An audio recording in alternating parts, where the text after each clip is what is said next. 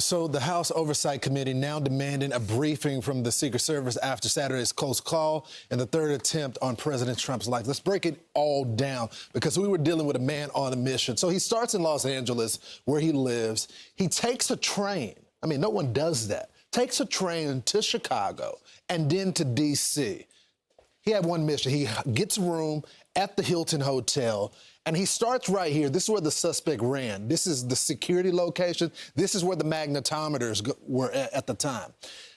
Now, if you go down the escalators is where the actual event was, and then that's where the president was sitting on the stage right there. And this is how it all played out. Watch. And there he is, goes through there, they draw their guns, and then eventually we learn that they tackled the suspect there. Let's break it all down with our next guest coming up.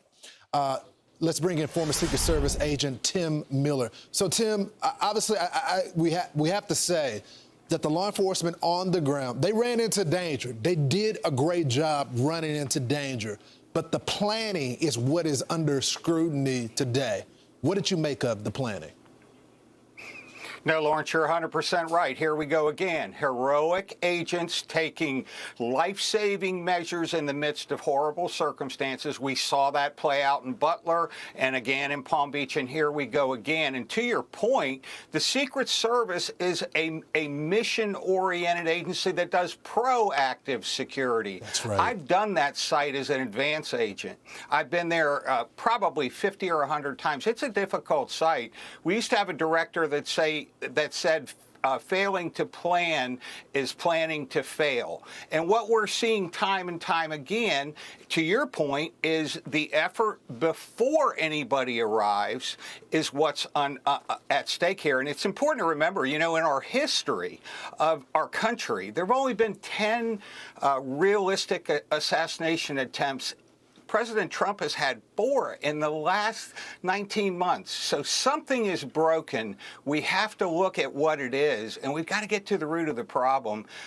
One of the problems you all talked about, and it's so true, we're in a moral crisis, Lawrence, when people feel it's okay to murder or celebrate the murder of others. We're in a deep crisis, and the Secret Service has to figure out how to address these threats, because we're not fighting the last war now. The Secret Service has to transform to deal with the threats they're facing today. And to that point, Tim, James Comer, who's over oversight, this is what he's saying. Following last night's assassination attempt against President Trump at the White House Correspondents Dinner, the House Oversight Committee has requested a full briefing from U.S. Secret Service. DHS, including Secret Service, has been unfunded for more than 70 days now. It's time to stop the games and fund DHS. So obviously we can talk about the security protocols, but it doesn't help the agents. It doesn't help our intelligence officials that are analysts looking at the traffic and chatter online if they're not getting a paycheck. 100%. They got to provide for their families, just like we were dealing with the families of ICE agents under unimaginable pressure. Now it's the Secret Service. But to your point, we also have to look realistically at the Secret Service. I keep it simple. I'm a retired Marine. Yeah. I got to keep it simple. It's all about the mission. That's right. And the mission is the team, the training, and the technology. Team, who are we hiring? How many times have we talked about having folks on the job that clearly weren't able to respond? That's right. The training, we got to be training now for terrorists, Lawrence. Those are the threats now, not just one-offs. And then the technology, the Secret Service has to get in a posture where everything technical is being utilized. The fact this guy was able to sprint as long as he did 45 with yards. Weapons in his hand. Yeah, that's crazy. So we have to look at it. I'm not condemning the agents. Right. I want to be clear. Right. But the mission of the Secret Service is too sacred these days not to have the brightest, best, and most trained folks on the planet. They ought to be warriors that people are afraid to come up against. Tim, I don't want a Monday morning quarterback, but does it concern you some of the reports that he used the stairwell because he knew that was going to be a place that he could get through, and then that they were more lax because they were wrapping up all the principals were inside of the White House correspondence room where the dinner was going to be located. And so they had started to disassemble all of the checkpoints. And it looks like he timed it that way.